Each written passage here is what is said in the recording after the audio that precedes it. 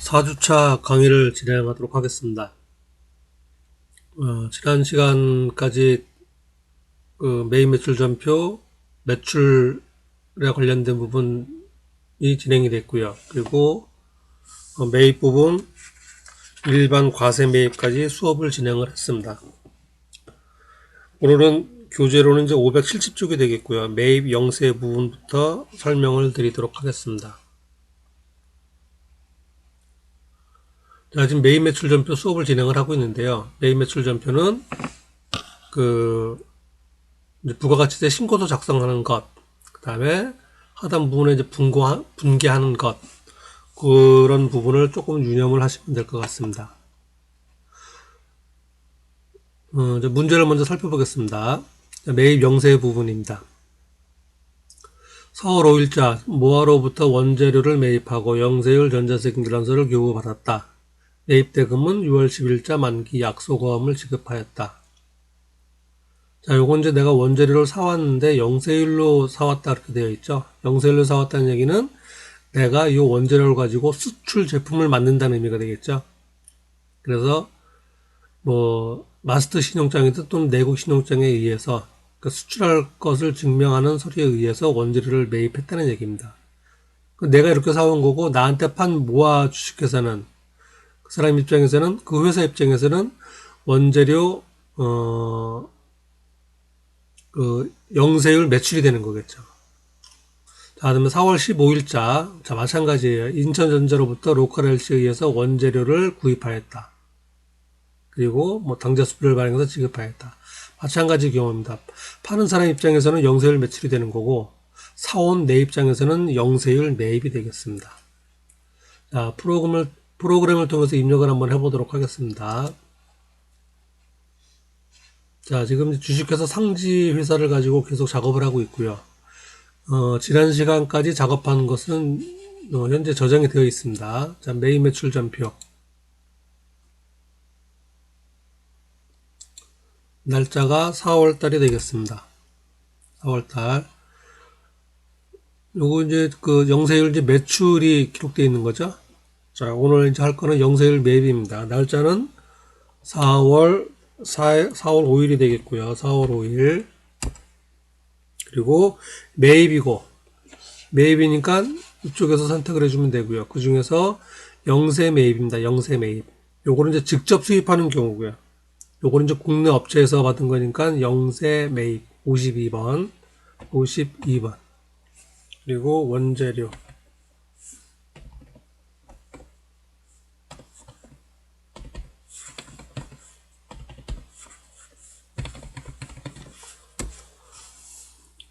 그리고 수량 단가는 없고 금액만 200만원 되겠습니다. 200만원. 그리고 이제 그 영세율 매입이니까 부가가치세는 당연히 없죠. 그리고 공급처명이 모아입니다. 모아. 자, 모아 여기 코드를 해서 입력을 해도 되고요. 저는 이제 습관을 이렇게 코드 또는 F1을 눌러서 입력을 했는데 공급처명에다가 바로 이렇게 그냥 모아 이런 식으로 입력을 해서 찾아주셔도 됩니다. 여러분 좀 하시다가 편한 방법으로 입력을 하시면 되겠습니다. 거래처 도움 입력하는 것 확인. 그리고 전자세금계산서 발급 일반. 그리고 분계는 어음으로 지급하게 되었습니다. 어음. 3번 혼합이 됩니다. 혼합. 그리고 차변의 원재료.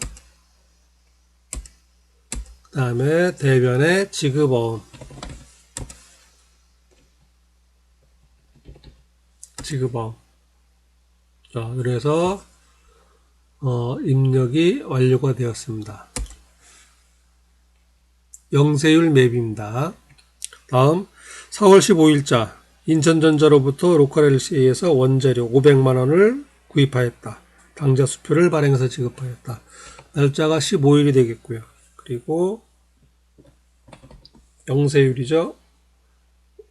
52번 원재료 금액은 500만원.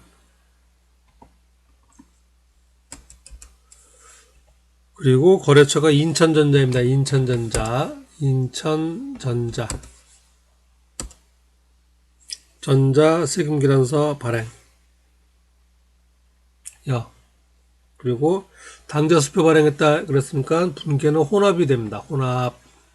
그래서 원재료를 구입하고, 그리고 대변에 당좌예금. 자, 이렇게 해서 분계가 또 완성이 됐어요.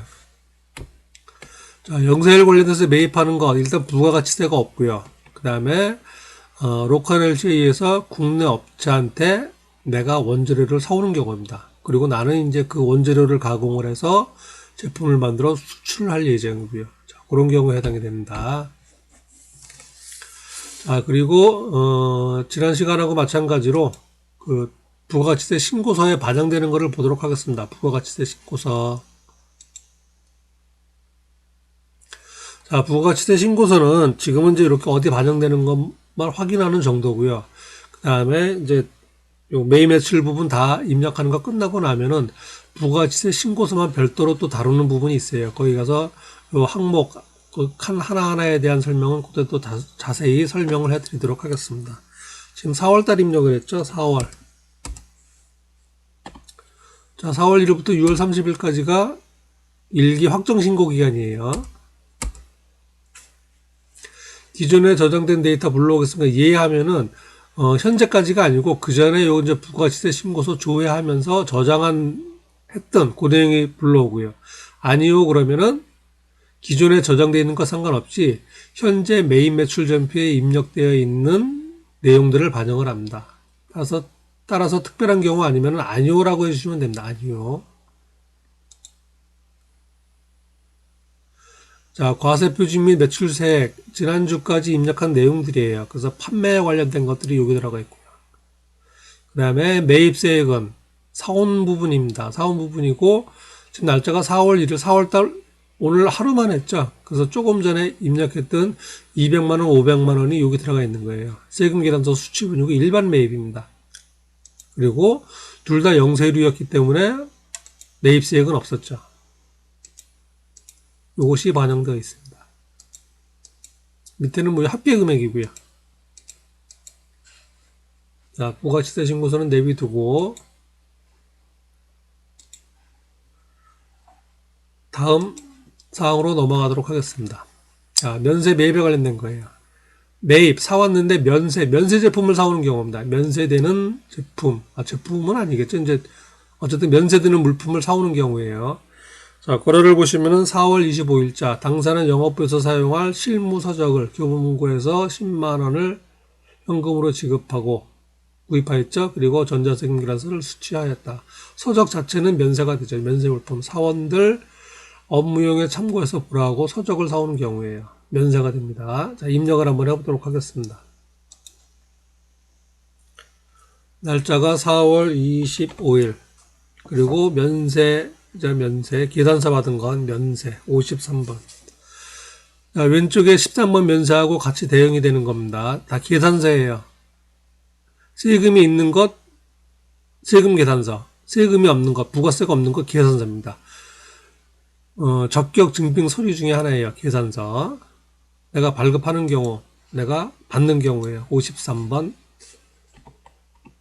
면세. 그리고 실무 서적을 사왔죠. 그냥 서적이라고 하겠습니다. 그리고 금액이 10만원 그랬습니다. 10만원.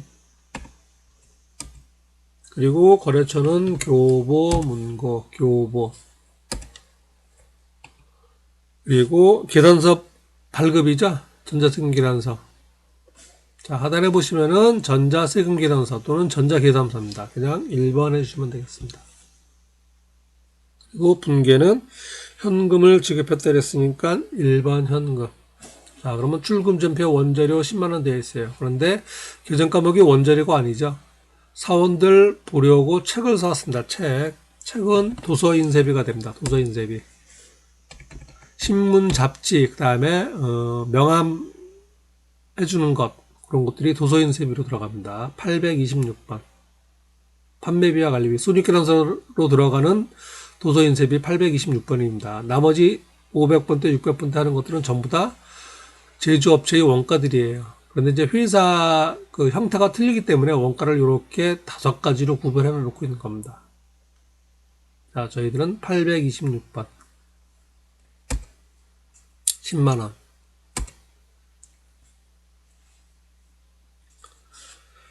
자, 그래서 이제 메인 면세도 됐고요. 자, 다음은 교재 571쪽입니다. 571쪽. 보시면은 매입 불공이라고 나와요. 매입 불공. 매입을 했는데 불공, 매입세액이 공제되지 않는다. 그런 의미가 됩니다. 매입 불공. 요거는 이제 매출에서는 없는 부분이죠. 매출에서는 없는 부분이고 매입만 나타나는 건데 요거는 이제 내용을 조금 알아두실 필요가 있습니다. 그래서 이론적인 내용을 간단하게 한번 살펴보고 실습을 해 보도록 하겠습니다.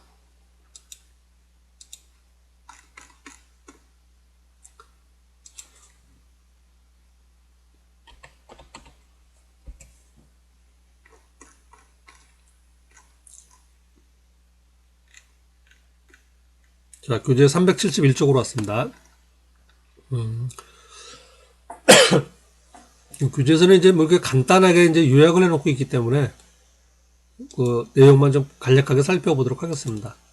원래 이제 자세히 좀 보려면은 요 교재가 아니고 뭐 세법 개론책이나 여러분이 따로 이제 혹시 수업에 들으신지는 모르겠지만은 그 좀 세부적으로 세법에 대해서 세부적으로 나와 있는 책을 참조하셔야 될 것 같습니다.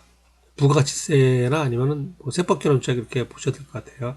그런데 이제 요 전산세무에서는 그렇게 이제 자세하게까지는 사실 볼 필요는 없고 내용만 알고 있으면 될 듯해요. 이렇게 이제 동그라미 1번부터 9번까지 있는데 이 내용 정도만 알고 있고 읽어보시면 이제 알만한 내용들이니까 크게 어려움은 없을 겁니다. 이건 이제 객관식 문제에도 자주 나오는 부분 중에 하나예요. 매입세액 불공제. 그래서 요거는 여러분이 외우지는 않더라도 객관식 문제 나왔을 때는 요거는 공제, 요거는 불공제 정도는 기억하실 수는 있어야 됩니다. 그러니까 내용만 이해하면 될 것 같아요. 자, 매입세액 공제해주지 않은 것, 협력 의무 불이행하고 부가가치를 창출하지 않는다. 이렇게 구별을 해놓고 있고요. 보면은 이래서 안 해주겠구나 라고 하는 걸 알 수가 있을 겁니다. 첫 번째 보시면은 세금계란서 미수치 또는 불분명 매입세액, 세금계란서를 받지 않는 것, 세금계란서가 받지 않았으니까 당연히 매입세액 공제받지 않겠죠. 매입세액 공제받기 위한 필수 조건이죠. 세금계란서를 받고 그 다음에 나중에 세금계란서 합계표라는 것을 제출을 합니다. 그래서 거기에 의해서 이제 매입세액 공제를 받게 되는데 세금계란서 자체를 받지 않았기 때문에 아예 공제받지 못하는 거죠. 그 다음에 뭐 금액이 써있지 않은 것도 마찬가지일 테고요. 그래서 발급받은 세금계란서의 필요적 기재사항 누락 그렇게 되어 있습니다. 그래서 받지 않았거나 아예 받지 않았거나 또는 기록된 내용에 필수적 기재사항이 있었죠. 거기에 기록되지 않았거나 하는 것은 매입세액 공제를 받지 못합니다. 그 다음에 두 번째, 매입차별 세금계란 합계표를 제출하지 않은 경우 마찬가지죠. 이것도 신고사항인데 부가가치세 신고서하고 그 다음에 세금계란 합계표 제출하는 게 필수사항인데 제출하지 않은 경우죠. 그런 경우도 당연히 매입세액을 공제해 주지 않습니다. 그 다음에 사업자 등록 전 매입세. 모든 사업자는 사업자 등록을 해야 되죠. 그리고 사업자 등록을 함과 동시에 이제 사업이 개시되는데 그거 등록하기 전에 매입세액이니까 당연히 공제해 주지 않습니다. 다만 공제하고 사업자 등록을 사업을 시작하고 20일 이내에 신청하는 경우가 있습니다.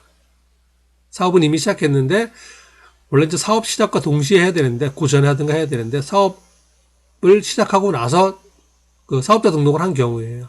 그럴 경우에는 그 사업자 등록을 한 날로부터 20일 이내까지, 그러니까 며칠 전이죠. 사업자 등록하기 며칠 전까지 한 거는 공제를 해줍니다. 20일까지만 해준다는 얘기예요. 그 다음에 이제 사업과 관련이 없는 지출, 업무랑 관련이 없는 자산을 취득했을 경우는 해주지 않는다. 이건 뭐 당연한 거겠죠. 사업과 관련이 없는 것.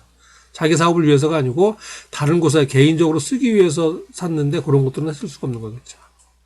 그 다음에 이제 5번 같은 경우가 자주 나오는 시험 문제도 자주 나오고 여러분이 따로 기억하셔야 될 내용이에요. 비영업용 소형 승용차라고 그랬습니다. 그래서 이제 흔히 경차라고 얘기하는 것, 1000cc 미만 자동차죠. 그거는 빼고, 그 다음에 9인승 이상인 건 빼고, 그러니까 일반적인 승용차예요. 일반적인 승용차를 사거나 또는 그 승용차에 기름을 넣거나 하는 것들, 그런 것들은 매입세 공제를 해주지 않습니다. 회사에도 당연히 업무용으로 구입을 하죠. 회사 차량인데, 근데 이제 부가세법에서는 어떻게 보냐면은, 이제 업무용에 사용하는 것보다는 뭐 임원들이나 또는 사원들이 개인적으로 타는 경우도 많다. 그렇기 때문에 요거는 해주지 않는 겁니다. 매입세 공제를 해주지 않고 있습니다. 요 5번 같은 경우는 별도로 좀 기억을 하시기 바랍니다. 9인승 이하여야 되고, 그 다음에 경승용차는 아니고, 일반 승용차, 일반 자가용이 되겠죠. 흔히 볼 수 있는 자가용. 그거에 관련된 구입 또는 기름 넣는 것 등등의 매입세액은 매입세액 불공제입니다. 그 다음에 접대비에 대한 것, 거래처를 접대하기 위해서 식사 대접을 한다든가 선물을 구입한다든가 하는 것들도 매입세액이 공제되지 않습니다. 그 다음에 면제사업과 관련된 것, 당연하겠죠. 면제사업은 매출세액이 발생을 하지 않잖아요. 그러니까 면제사업과 관련돼서 혹시 매입세액이 발생된 걸 사왔더라도 그거는 매입세액 공제를 해주지 않습니다. 그 다음에 토지 관련된 것, 토지 같은 경우는 토지 공급은 일단 면세죠. 그렇기 때문에 이제 매입세액이 발생하지 않는데 토지 관련돼서 자본적 지출이 해당되는 경우가 있어요. 그 토지를 사서 예를 들어 뭐 땅을 고르느라고 이제 다른 업체에다가 이제 뭐 고르는 비용을 지급했다. 그럴 경우는 그 부가가치세가 발생을 하는데 어쨌든 우리 회사 입장에서는 이제 요거 이제 그 매출세액이 발생하지 않는 거니까 그래서 토지 관련 매입세액도 공제해 주질 않습니다. 그다음에 금거래계좌 미사용 매입세액은 요거는 이제 그 조세특례제한법이라고 이제 부가가치세법은 아니고 특별한 경우 그러니까 조세특례 제한 특별한 경우에 뭐 세금 관련된 거를 덜 내게 하거나 덜 내게 하거나 하는 그런 것들만 모아놓은 법이 있는데 거기에 나온 내용이에요. 금 관련 제품을 취급하는 사람이 신고한 통장을 이용해서 자금을 주고받아야 되는데 그렇지 않은 경우에는 인정을 안 해주겠다 뭐 그런 내용입니다. 그래서 9번 같은 경우는 뭐 좀 모르셔도 상관이 없을 것 같고 1번부터 8번까지 내용인데 내용을 이해하는데 특별히 어려움은 없을 겁니다. 어쨌든 여러분이 좀 기억하셔야 되고 자주 나오는 것이 5번, 4번, 5번, 6번이 자주 나와요. 사업과 관련 없는 것, 비영업용 소형 승용차, 그 다음에 접대비 관련 이렇게 해서 많이 나오고 있습니다. 자, 어쨌든 내용은 뭐 이 정도 이렇게 보시면 될 것 같고요. 자, 실습 문제를 한번 보도록 하겠습니다.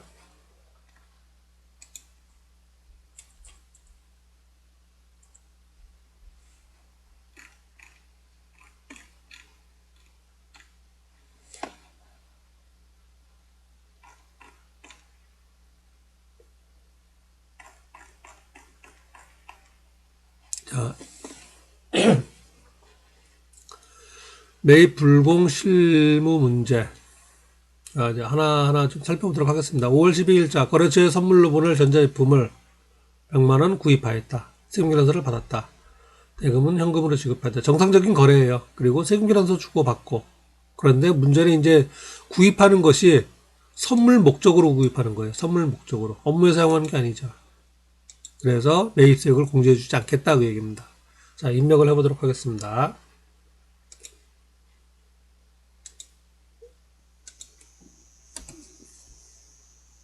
날짜가 5월 12일이고 그 다음에 유형이 사왔으니까 매입인데 거래처 선물 54번 불고 뭐 제품 뭐 사왔죠. 전자제품이라고 되어 있죠. 그냥 전자제품 그리고 금액이 100만원 그랬습니다. 100만원. 자, 부가가치세가 발생한 거예요. 그리고 거래처는 인천.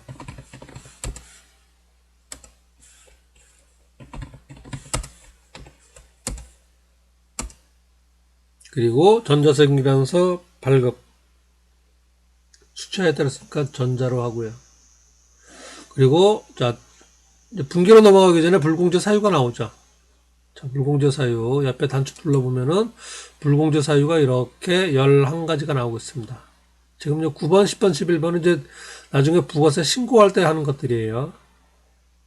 지금 구전에 1번부터 8번까지가 이렇게 되어 있었죠. 지금은 접대비죠. 4번 접대비. 거래처에 선물하겠다 그랬으니까 접대비 관련입니다. 확인. 자, 그리고 분계는 현금으로 지급하였다. 1번 현금. 그래서 출금전표 110만원이에요. 그런데 전표가 지금 계정 과목이 원재료가 아니죠. 원재료가 아니고 접대비가 되는 거죠. 접대비. 역시 마찬가지로 비용은 800번대. 해외 접대비가 아니고 기령 접대비죠. 접대비. 그리고 가만히 보시면은 계정 과목에 부가세 대급금이 없어요. 왜냐면 이건 공제받지 못하는 거니까.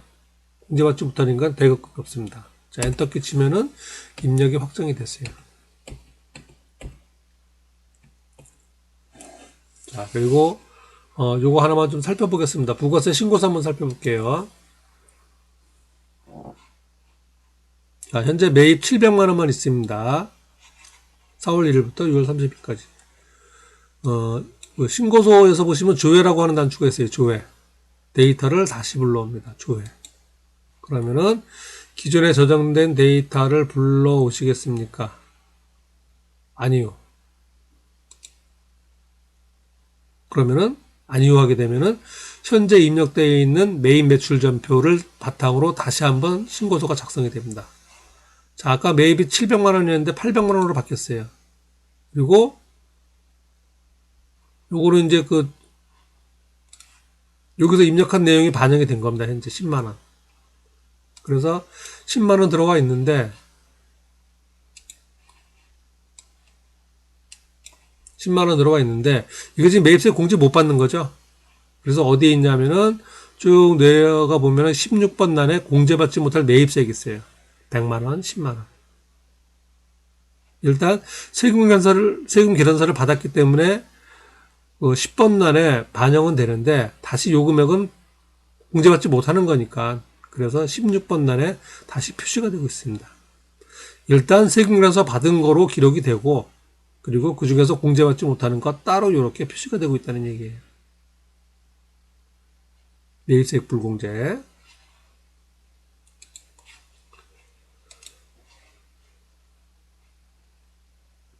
자, 다음 두 번째 문제 한번 입력해 보겠습니다. 5월 15일자 기아자동차로부터 임원 승용차 100일량 2000cc를 당좌 수표 1000만 원에 구입을 하고 부가세 별도 그러니까 1100만 원 줬다는 얘기예요. 승인서를 교부받았다. 등록세, 번호판 대금 5만 원은 현금으로 지급하였다. 고정자산은 등록하지 마라. 자, 승용차를 구입을 했습니다. 1100만 원. 그리고 별도로 20만 원, 5만 원 지급을 했어요. 5월 15일자입니다. 5월 15일자. 자, 승용차 구입이에요. 비영업용 소형차 구입. 자, 여기서 참, 그 말씀을 안 드린 것 같네요. 아까 이제 뭐 영업용, 비영업용 그랬는데, 일반 회사에서는 자동차를 가지고 그냥 영업에 운영만 하죠. 이용을 하는데, 그래서 이제 비영업용이라는 표현을 쓰는데, 여기서 이제 부가가치세법에서 영업용 그러면은, 예를 들어서 택시 운송회사가 있겠죠. 택시 운송회사에서는 택시를 이용해서 영업 활동을 하죠. 손님들을 태우고 하니까. 그런 경우가 영업용이 되는 겁니다. 그리고 우리 회사가 자동차 회사예요. 자동차를 구입해서 파는 자동차 딜러라고 보면은 그런 경우는 자동차가 제품이 되죠. 그럴 경우에는 매입세 불공제가 아니고 당연히 제품으로서 매입세 공제가 되겠죠. 여기서 얘기하는 비영업용이라고 하는 얘기는 자동차를 이용을 해서 직접적인 영업 활동을 하지 않는다 그런 의미가 됩니다.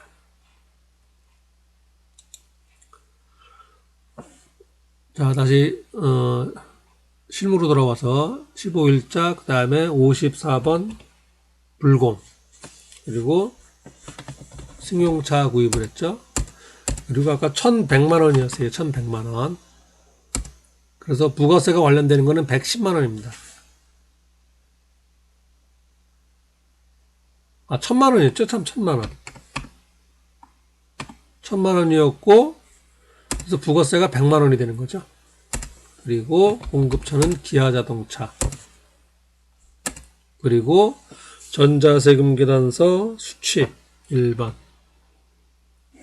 불공제 사유. 비영업용 소형 승용차 구입 유지 3번. 확인. 그리고 분계는 아까 이제 당좌 수표 발행하고 현금 준 것도 있었죠. 이렇게. 그리고 차변에 지금 승용차를 구입했습니다. 차량 운반구가 되겠고요.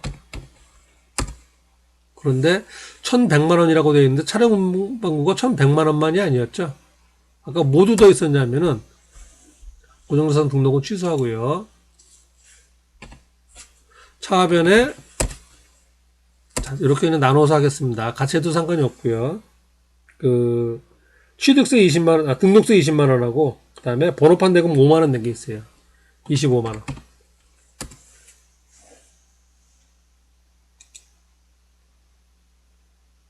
이거 좀 따로 하면은 저럴 수가 있겠네요. 지금 두 건으로 인식을 할 수가 있겠네요.